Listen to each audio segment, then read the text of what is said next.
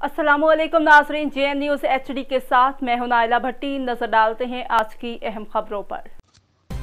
आइए खबर शामिल करते हैं लसबेला से। हमारे डिस्ट्रिक्ट रिपोर्टर सफीला शाह बुखारी की रिपोर्ट के मुताबिक लसबेला शदीद बारिशों और सैलाबी रेलों की जद में है। सिंध और बलोचिस्तान को मिलाने वाली 2 पुल समेत 4 मकामात पर कौमी शाहराह को शदीद नुकसान हुआ है।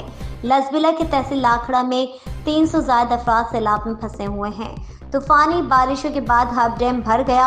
स्पिलवे से पानी का अखराज हो रहा है।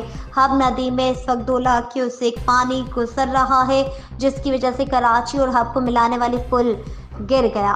हब नदी में मौजूद बिजली के टावर गिर गए। लसबेला भर में बिजली मुनक़ता और इंटरनेट सर्विस मुतासर हुआ है। सीनियर सूबाई वजीर सरदार साले मोहम्मद भूतानी और वज़ीर आला बलूचिस्तान के मुताबिक आज से लसबेला भर में फिजाई ऑपरेशन शुरू किया जाएगा। इमदादी टीमें रवाना हो चुकी हैं। इस वक्त एधी और लसबेला ट्रस्ट के रजाकार इमदादी कामों में मसरूफ हैं।